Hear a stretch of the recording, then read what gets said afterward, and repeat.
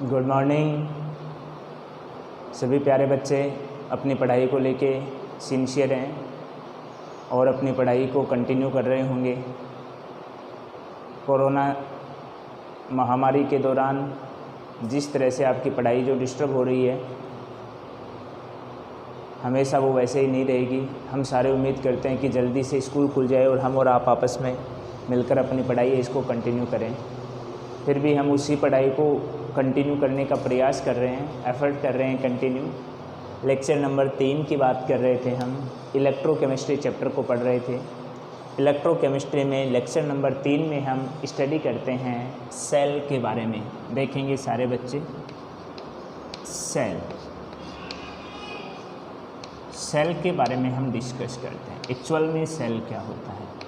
देखो, आपके चैप्टर का नाम है इलेक्ट्रोकेमिस्ट्री।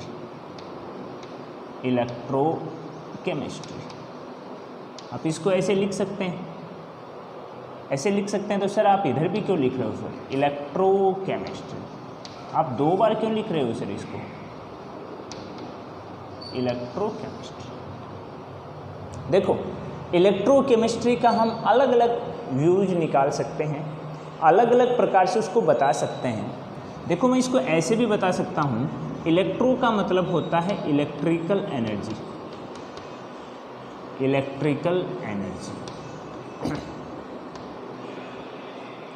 और केमिस्ट्री का मतलब होता है केमिकल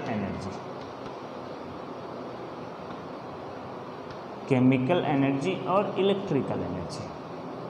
2 हो गए। इलेक्ट्रो का मतलब इलेक्ट्रिकल एनर्जी, केमिस्ट्री का मतलब केमिकल एनर्जी। हम क्या कह सकते हैं, देखो 2 टाइप की ये जो एनर्जीज है, एक आप मान रहे हैं इलेक्ट्रिकल एनर्जी और एक मान रहे हैं आप केमिकल एनर्जी। अब इस इलेक्ट्रिकल एनर्जी है ये केमिकल एनर्जी में कन्वर्ट हो सकती है और केमिकल एनर्जी है वो इलेक्ट्रिकल एनर्जी में कन्वर्ट हो सकती है। दोनों प्रकार की ऊर्जाएं एक दूसरे में चेंज हो सकती है और दोनों ऊर्जाओं को एक दूसरे में चेंज करने के लिए हम जिस अपरेटस का यूज करेंगे हम उसे कहेंगे सेल। हम उसे क्या कहेंगे? सेल। सिंपल सी डेफिनेशन हो गई कि इलेक्ट्रिकल एनर्जी को केमिकल एनर्जी में कन्वर्ट करना और केमिकल एनर्जी को इलेक्ट्रिकल एनर्जी में कन्वर्ट करने के लिए हम जिस प्रकार के इंस्ट्रूमेंट का उपयोग करेंगे हम उसे सेल बोलेंगे। अब देखिए कि ये जो सेल है ये कितने प्रकार के हो सकते हैं। इधर हम बात करते हैं सेल की। देखो, एक सेल होता है जिसे अपन बोलते हैं वैद्युत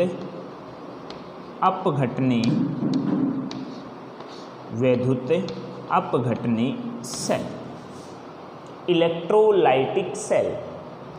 दूसरा जो सेल होता है उसे बोलते हैं गैल्वेनिक सेल या डैनियल सेल। दोनों प्रकार के सेल के बारे में पूरे चैप्टर में स्टडी की जाएगी, एक गैल्वेनिक सेल और एक विद्युत अपघटनी सेल।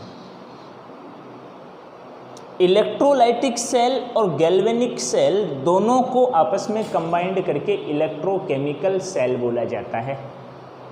आप इसको क्या बोल सकते हैं? Electrochemical cell. अब देखिए कि विद्युत अपघटनी सेल आप किसे कहेंगे नॉर्मली भाषा में, सिंपल से रूप में, और गैल्वेनिक सेल आप किसे कहेंगे? तो मैं कहूँ कि हम विद्युत अपघटनी सेल किसे कह सकते हैं, तो हम क्या कहेंगे कि एनर्जी तो 2 ही है, या तो इलेक्ट्रिकल एनर्जी किस में कन्वर्ट हो रही है? केमिकल में, या केमिकल एनर्जी किस में कन्वर्ट हो रही है? इलेक्ट्रिकल में। तो इन दोनों को आपस में इंटर कन्वर्ट करने वाली जो इंस्ट्रूमेंट है वो तो सेल हो गया, लेकिन कौन सा सेल है वो इलेक्ट्रोलाइटिक हुआ, कौन सा गैल्वेनिक या डैनियल सेल हुआ? तो हम क्या कह सकते हैं यहाँ पे कि विद्युत ऊर्जा को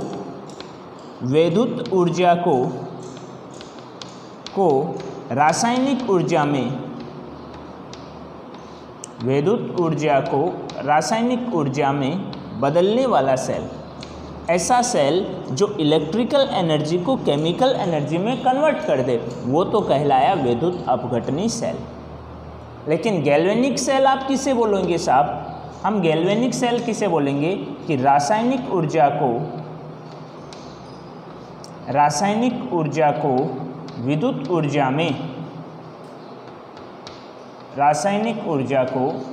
ऊर्जा में परिवर्तित करने वाला, यानी केमिकल एनर्जी को इलेक्ट्रिकल एनर्जी में परिवर्तित करने वाला गैल्वेनिक हो गया, और इलेक्ट्रिकल एनर्जी को केमिकल एनर्जी में चेंज करने वाला कौन सा हो गया, विद्युत अपघटनी सेल। तो यदि इस प्रकार से हम इन सेल्स को दो भागों में बांट सकते हैं। अब देखो, इसके अलावा हम इलेक्ट्रिक और केमिस्ट्री को किस फॉर्म में बता सकते हैं। इलेक्ट्रो का मतलब होता है इलेक्ट्रोड,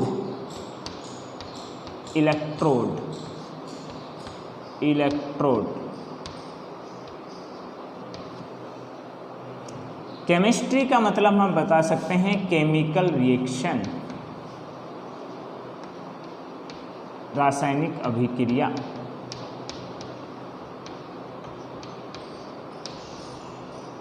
इलेक्ट्रोड और यहाँ केमिकल रिएक्शन का मतलब क्या हो गया, रासायनिक अभिक्रिया। अब देखो, ये जो इलेक्ट्रोड होते हैं ये कितने प्रकार के होते हैं। एक इलेक्ट्रोड होता है एनोड। कौन सा नोड होता है, एनोड। एनोड क्या करता है, एनोड पर ऑक्सीकरण होता है। एनोड पर क्या होता है, ऑक्सीकरण होता है। और ऑक्सीकरण का मतलब क्या होता है, इलेक्ट्रॉन का त्याग करना।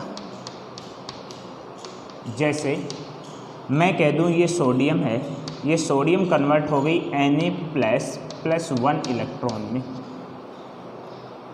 ये कोई मेटल है, ये मेटल कन्वर्ट हो गई M+N+N इलेक्ट्रॉन में। तो बताओ ये कौन सी प्रोसेस हुई, ऑक्सीकरण। यदि कोई मेटल अपने इलेक्ट्रॉन को त्याग करने की टेंडेंसी रखती है और अपने इलेक्ट्रॉन को त्याग करने की टेंडेंसी रखकर अपने कैटायन में बदल जाए तो वो प्रोसेस ऑक्सीकरण होगी। वो किसी भी सेल में उस सेल के जो दो पार्ट हैं उसमें एनोड पर कंप्लीट होगी। 2 नंबर बात, कैथोड।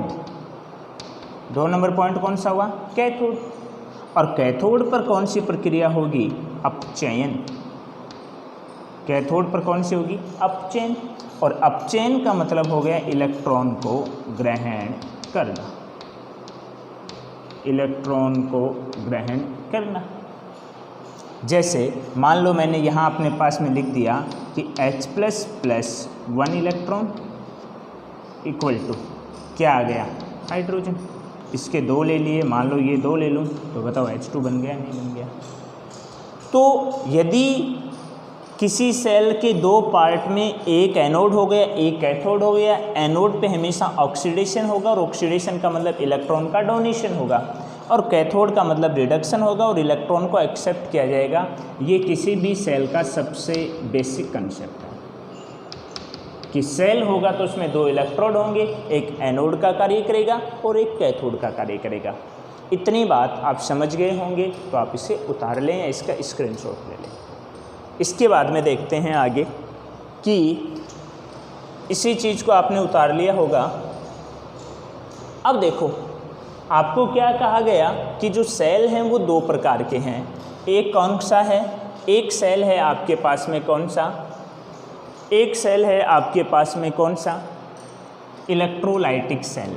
सबसे पहले डिस्कस करते हैं इलेक्ट्रोलाइटिक सेल पे। वैद्युत अपघटनी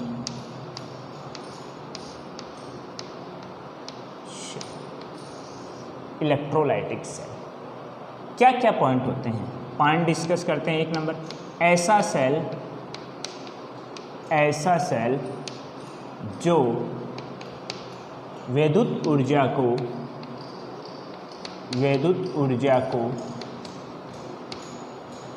रासायनिक ऊर्जा में बदलने का कार्य करता है। ऐसा सेल जो विद्युत ऊर्जा को रासायनिक ऊर्जा में बदलने का कार्य करता है। इलेक्ट्रिकल एनर्जी है उसको कौन सी एनर्जी में कन्वर्ट करता है, केमिकल एनर्जी में। इसमें आप देते क्या हैं, इनपुट के रूप में क्या देते हैं आप इसमें, इलेक्ट्रिकल एनर्जी। इलेक्ट्रिकल एनर्जी ये तो दी जाती है और आपको मिलता क्या है, आउटपुट के रूप में आपको क्या मिलता है, केमिकल एनर्जी। सबसे पहला पॉइंट, इससे इम्पोर्टेंट पॉइंट जिसको आप समझने का प्रयास करेंगे कि इलेक्ट्रोलाइटिक सेल है वो होता है नॉन स्पॉन्टेनियस, होता है अपरिवर्तित।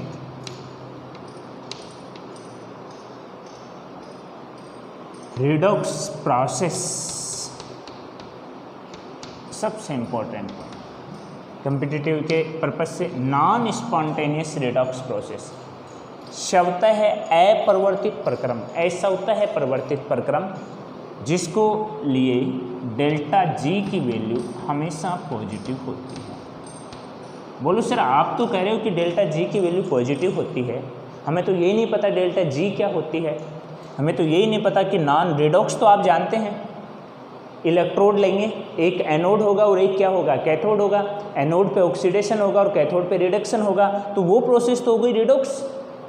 एक स्पॉन्टेनियस होती है, इसका मतलब अपने आप होने वाली, और एक होती है नॉन स्पॉन्टेनियस कि जिसको करवाने के लिए हमें बाहर से एनर्जी देनी पड़ती है। बताइए आप इस प्रोसेस को करने के लिए बाहर से इलेक्ट्रिकल एनर्जी दे रहे या नहीं दे रहे। इसलिए ये कौन सी प्रोसेस कहलाई, नॉन स्पॉन्टेनियस रिडॉक्स प्रोसेस। अब जब ये नॉन स्पॉन्टेनियस रिडॉक्स प्रोसेस यदि आपके पास कहलाई, तो इसके लिए सर आप ये बताइए कि डेल्टा जी की वैल्यू पॉजिटिव कैसे आ गई, ये हमें समझ नहीं आया। देखो बेटा क्या होता है, एक समीकरण होता है, मैं इसको समझा देता हूँ उतारने की आवश्यकता। Delta H minus T delta S एक समीकरण होता है जहाँ पे डेल्टा जी होती है कि कार्य को करने के लिए आवश्यक ऊर्जा, कार्य को करने के लिए, समझेंगे ध्यान से, कार्य को करने के लिए आवश्यक ऊर्जा। डेल्टा एच होती है सिस्टम की कुल ऊर्जा। डेल्टा एच होती है वो क्या होती है, सिस्टम की कुल ऊर्जा। डेल्टा जी क्या होती है, कार्य को करने के लिए आवश्यक ऊर्जा। और टी डेल्टा एस होती है अपनी फ्रीडम को बनाए रखने के लिए, यानी एंट्रोपी, अपनी फ्रीडम को बनाए रखने के लिए आवश्यक ऊर्जा।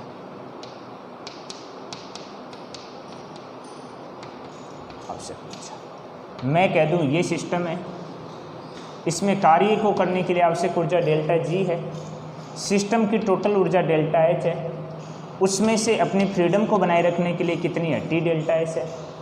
मान लो इस सिस्टम की टोटल एनर्जी है वो 100 है, इसमें से ये अपनी फ्रीडम को बनाए रखने के लिए कितनी रख लेता है, 50।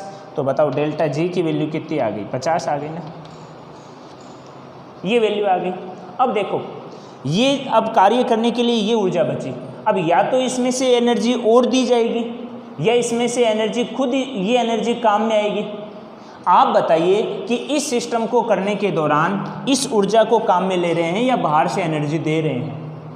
अब बाहर से इसमें प्लस में इलेक्ट्रिकल एनर्जी और दे रहे हैं इसको, तो बताओ जो कार्य करने के लिए आवश्यक ऊर्जा थी हम खुद तो इसकी तो खर्च कर ही नहीं रहे हैं, हम तो बाहर से दे रहे हैं, बाहर से इलेक्ट्रिकल एनर्जी दे रहे हैं। तो बताओ पहले जो डेल्टा जी का मान था उसमें बताओ अब वृद्धि होगी या कमी होगी, क्या होगी, वृद्धि होगी। डेल्टा जी के मान में क्या हुई, वृद्धि हुई।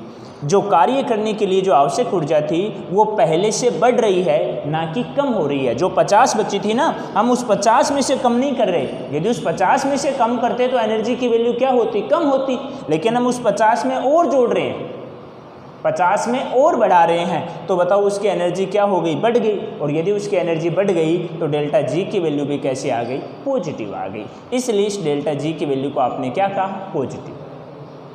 जैसे मान लो, आप इसको ऐसे भी समझा सकते हैं, जैसे मान लो मेरे पास टोटल 10 करोड़ रुपए हैं, मान सकते हैं क्या बड़ी बात है, 100 करोड़ भी मान सकते हैं, 1000 करोड़ भी मान सकते हैं। कल्पनाएं करो, सोचो, संभालो।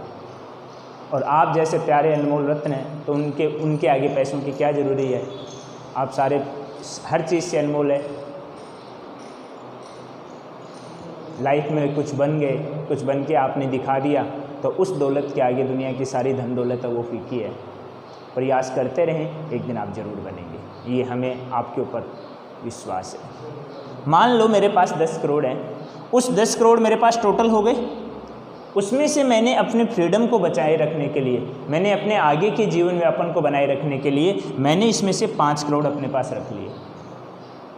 तो बताइए कितने रह गए अपने पास में? अब उस कार्य को करने के लिए कितने बच गए? 5 बच गए या नहीं बच गए अपने पास में? तो वो क्या हो गई, उस कार्य को करने के लिए आवश्यक ऊर्जा हो गई अपने पास में। तो हम डेल्टा जी की वैल्यू पॉजिटिव कैसे दिखा सकते हैं कि किसी भी सिस्टम की टोटल एनर्जी में से अपनी फ्रीडम को बचाए रखने के लिए आवश्यक एनर्जी निकालने के पश्चात जो ऊर्जा बचती है वो उस कार्य को करने के लिए आवश्यक ऊर्जा है। यदि हम बाहर से एनर्जी दे रहे हैं तो डेल्टा जी का मान पॉजिटिव आ जाएगा, इनपुट कर रहे हैं ना, और यदि हम इसमें नहीं देते और इसी एनर्जी को यूज में लेते तो बताओ एनर्जी की वैल्यू क्या हो जाती? नेगेटिव हो जाती। इस प्रकार से डेल्टा जी की वैल्यू कैसी आई? पॉजिटिव आई। इस चीज़ को आप ऐसे समझें। आगे देखेंगे, 2 पॉइंट हो गए हैं। 3 नंबर पॉइंट, सेल कैसे बना, सेल कैसे कार्य करेगा। अब सारे पॉइंट इसी के बारे में देखें। आपने, इधर मैं लिख रहा हूँ, आपने एक पात्र लिया, ये आपने एक पात्र लिया, नॉन कंडक्टर पात्र लिया, ये टैंक है, ये आप कंडक्टर नहीं ले सकते, यदि इसमें खुद में करंट आएगा तो आप इसको यूज ही नहीं कर सकते। ये आपने एक पात्र लिया, इस पात्र में आपने एक सॉल्यूशन डाला, विद्युत अपघट्य, इलेक्ट्रोलाइट।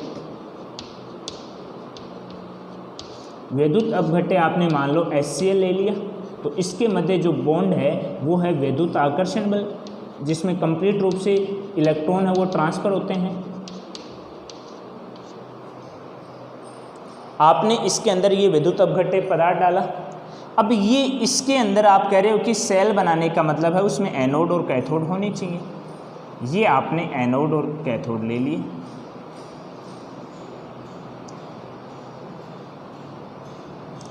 एक एनोड हो गया और एक क्या हो गया? कैथोड हो गया। एनोड और कैथोड को आपने बैटरी से जोड़ दिया आपने। इसको मैंने क्या कहा? इसको मैंने कहा एनोड, इसको मैंने क्या बोला? एनोड। और जिसको आप एनोड बोल रहे हैं, बताइए एनोड पे कौन सी प्रोसेस होगी हमेशा? ऑक्सीकरण। और बताइए जिस पर ऑक्सीकरण होगा वो इलेक्ट्रॉन का क्या करेगा? त्याग करेगा। इसको मैंने बोल दिया कैथोड। और कैथोड पे क्या होगा? अपचयन। और अपचयन का मतलब क्या हो गया? इलेक्ट्रॉन को ग्रहण कर। एनोड पे ऑक्सीडेशन हो रहा है जिसके कारण इलेक्ट्रॉन डोनेट होंगे, कैथोड पे अपचयन हो रहा है जिसके कारण इलेक्ट्रॉन ग्रहण किए जाएंगे। और इन दोनों को हम एक बैटरी से जोड़कर इसके परिपथ को पूर्ण कर रहे हैं। अब देखो यहाँ से ये इलेक्ट्रॉन ले रहा है और ये इलेक्ट्रॉन ले रहा है, तो पीछे क्या बचा? प्रोटॉन। जब इलेक्ट्रॉन निकल ही गए तो पीछे क्या बचा? प्रोटॉन। और बताओ मैंने प्रोटॉन को मैं किससे दिखाऊंगा? प्लस से। ये यहाँ इलेक्ट्रॉन को पुश कर रहा है। यदि यहाँ इलेक्ट्रॉन आ रहे हैं तो मैं बताऊँ इसको कौन से साइन से दिखाऊंगा? नेगेटिव से। अब क्या हुआ है अंदर अपने पास में? यहाँ पर आपने मान लो HCl का सॉल्यूशन डाला तो HCl अंदर जाकर टूट गया H+ और Cl- आयन में। एक H+ बन गया और एक कौन सा बन गया? Cl- आयन बन गया। जब ये H+ और Cl- के रूप में टूट गया, किसके रूप में टूट गया? H+ और Cl- के रूप में जब ये टूट गया अपने पास में, तो बताइए क्या करेंगे अपने पास में? यहाँ पर हम क्या करेंगे कि मैंने क्या कहा था, आप इसकी क्रियाविधि लिखना चाहो तो क्या लिख सकते हो कि सेल में एक पात्र लेते हैं जिसमें 2 इलेक्ट्रोड डालकर बैटरी से जोड़कर परिपथ को पूर्ण करते हैं। क्या लिख सकते हैं अपन? सेल में आप लिख सकते हैं, सेल में एक पात्र लेकर विद्युत अपघट्य, आप खुद भी लिख सकते हैं अपनी भाषा में, विद्युत अपघट्य HCl का विलयन डालते हैं विलयन डालकर पात्र में 2 इलेक्ट्रोड को बैटरी से जोड़कर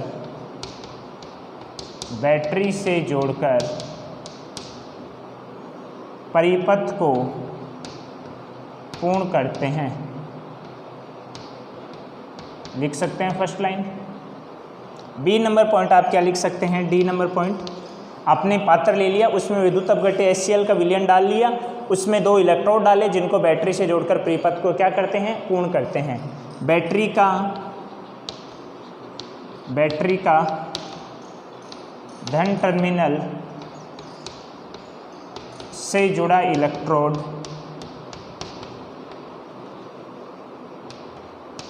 एनोड का कार्य करता है,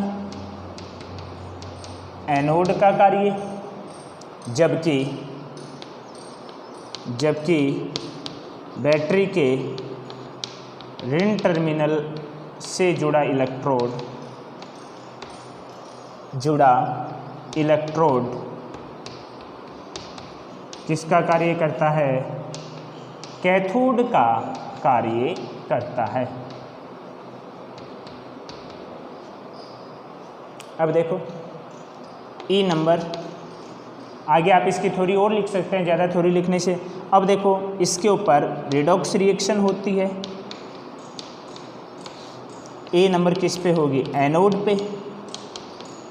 एनोड पर क्या होगी? कौन सी अभिक्रिया होगी आप बताएंगे? एनोड पर इसमें जो अभिक्रिया होगी वो होगी ऑक्सीकरण, और ऑक्सीकरण होगी तो इलेक्ट्रॉन का क्या होगा? इलेक्ट्रॉन का त्याग करना, क्योंकि 2 ही प्रकार के इलेक्ट्रोड हैं। एनोड पे ऑक्सीडेशन हो रहा है तो इलेक्ट्रोड का त्याग करना। अब देखो मैं क्या कहता हूं कि आयन विपरीत आवेशित इलेक्ट्रोड पर जाकर जुड़ते हैं, तो बताओ ये आयन है Cl माइनस है, वो तो मूवमेंट करेगा एनोड की तरफ। किसकी तरफ मूवमेंट करेगा? एनोड की तरफ, अपोजिट चार्ज है ना। और H प्लस आयन है वो मूवमेंट करेगा नेगेटिव की तरफ, मूवमेंट करेगा। अब देखो एनोड पे ऑक्सीडेशन हो रहा है, इसका मतलब क्लोराइड आयन को इलेक्ट्रॉन छोड़ना पड़ेगा। ये इलेक्ट्रॉन को छोड़ेगा और ये इलेक्ट्रॉन को एक्सेप्ट करेगा। तो बताइए ये छोड़ेगा तो क्या होगा?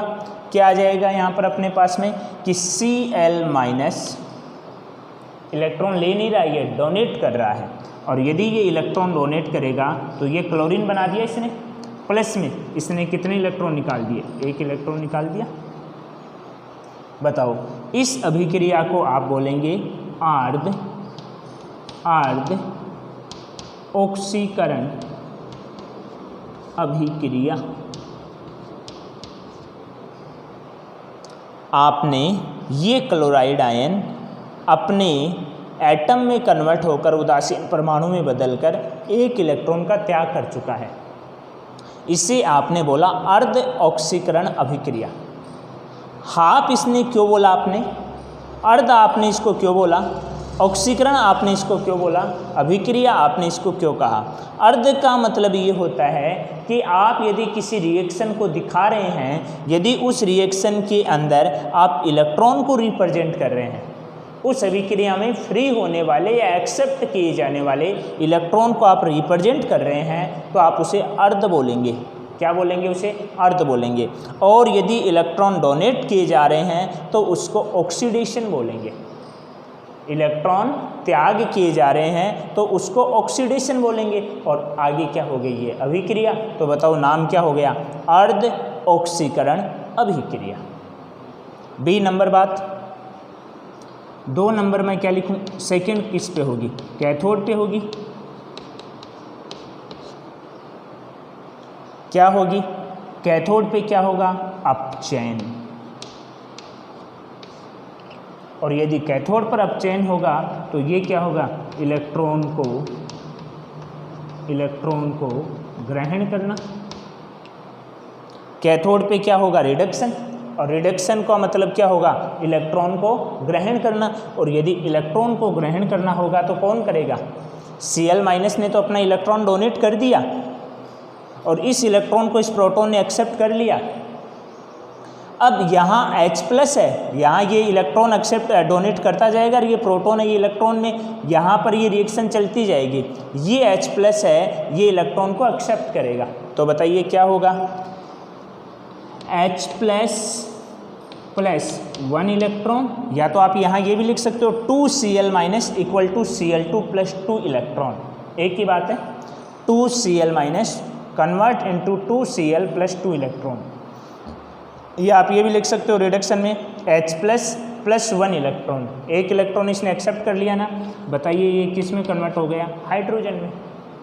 आप यहाँ 2H+ प्लस 2 इलेक्ट्रॉन लेते तो ये H2 हो जाता या नहीं हो जाता अपने पास में। अब दोनों तरीके से आप इसको दिखा सकते हैं। चलो मैं ऐसे दिखा देता हूँ, 2Cl- ये Cl2 2Cl में बदलेगा तो Cl2 हो जाएगा। ये कितने इलेक्ट्रॉन आ गए, 2। ये 2H+ कितने इलेक्ट्रॉन एक्सेप्ट किए, 2। तो बताइए ये किस में कन्वर्ट हो गया, H2 में। बताइए ये कौन सी अभिक्रिया हो गई, अर्ध अपचयन अभिक्रिया। एक हो गई अर्ध ऑक्सीकरण अभिक्रिया और एक हो गई अर्ध अपचयन अभिक्रिया।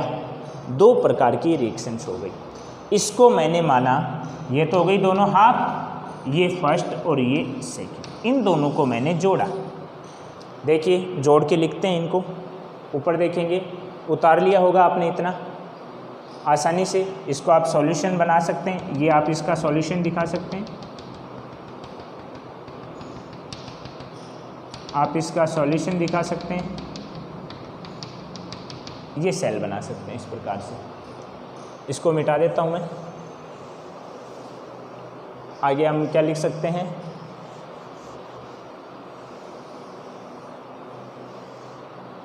देखो समीकरण नंबर 1 व 2 को जोड़ने पर, 1 व 2 को जोड़ेंगे तो क्या आ जाएगा, एक क्या है 2Cl- equal to Cl2 plus 2 electron, समीकरण नंबर 1। 2 क्या है 2H+ plus 2 electron convert into H2, समीकरण नंबर 2।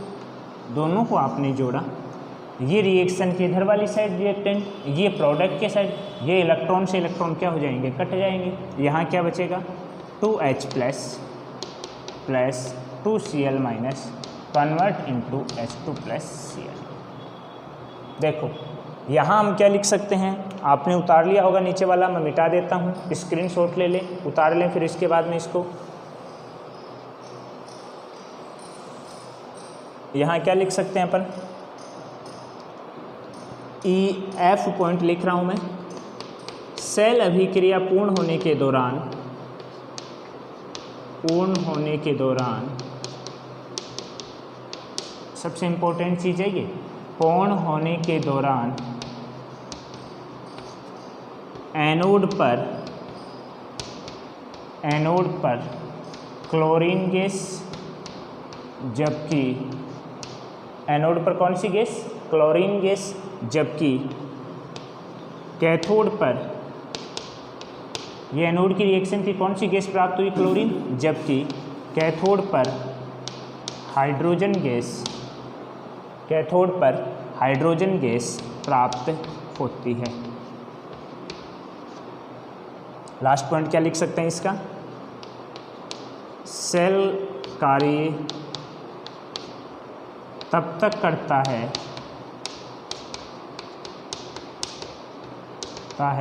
जब तक परिपथ पूर्ण रूप से बना रहे, परिपथ पूर्ण रूप से बना हुआ रहे,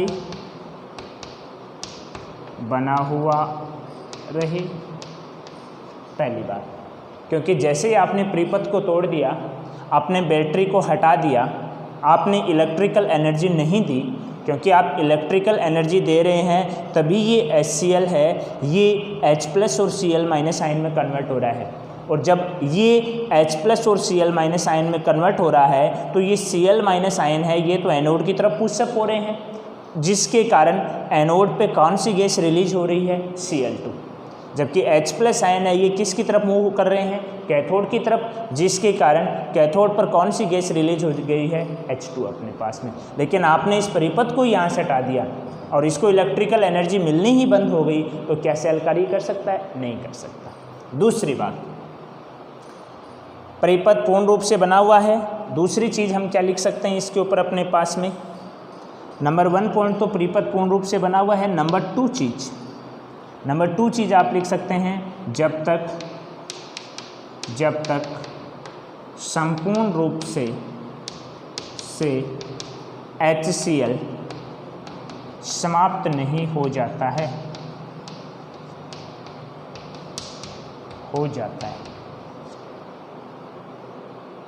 आपने इलेक्ट्रिकल एनर्जी भी दे रहे हो बैटरी जोड़ के और इसके अंदर HCl भी पड़ा हुआ है, तब तक तो ये सेल कार्य करता रहेगा। लेकिन आपने इलेक्ट्रिकल एनर्जी देनी बंद कर दी तो भी सेल कार्य नहीं करेगा। या आप क्या कर रहे हो, इलेक्ट्रिकल एनर्जी तो दे रहे हो लेकिन इसके अंदर इलेक्ट्रोलाइट मटेरियल ही नहीं है, इसके अंदर HCl बचा ही नहीं। और यदि इसके अंदर HCl अब बचा ही नहीं तो बताओ ये इलेक्ट्रिकल एनर्जी है, ये किसका लाइसिस करेगी, ये किसका अपघटन करेगी।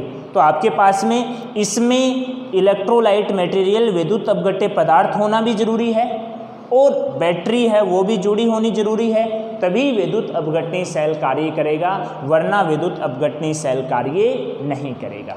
दूसरी बात आपके पास में ये आ गई कि जब तक संपूर्ण रूप से HCl समाप्त नहीं हो जाता है। ये तो है इसके विद्युत अपघटनी सेल का थ्योरेटिकल पोर्शन, जिसको हम इस तरीके से बता सकते हैं। अब देखो, ये तो हो गया एज ए बोर्ड लेवल का क्वेश्चन अपने पास में, जिसको आप इस तरीके से कर सकते हैं। थोड़ा सा घुमा के प्रश्न क्या पूछ लिया जाए आपके इन फ्यूचर कम्पिटिटिव एग्जाम में, वहाँ आपको बहुत सारी चीज़ें सोचनी पड़ेगी कि अभी तो आपको कह दिया कि HCl को तोड़ा तो एक धनायन है एक ऋणायन है, ऋणायन कहाँ चला जाएगा, एनोड की तरफ, और धनायन कहाँ चला जाएगा, कैथोड की तरफ। लेकिन जब एक से ज़्यादा प्रकार के धनायन और एक से ज़्यादा प्रकार के ऋणायन आ गए, तब आपको सोचना पड़ेगा कि एनोड पे क्या फ्री होगा और कैथोड पे क्या फ्री होगा। उसके लिए आपको बहुत सारी चीज़ें सोचनी पड़ेगी, वो आपके बोर्ड लेवल से अपर लेवल की है। हो सकता हम यहाँ पढ़े, हो सकता हम ऑफलाइन क्लास में पढ़ें, लेकिन आप हमारे साथ रहोगे तो आप पढ़ोगे ज़रूर उनको। तो इसी बात के साथ में ये आपका टॉपिक कंप्लीट होता है। थैंक यू एवरीवन, पढ़ते रहिए। Happy learning, happy journey. Thank you.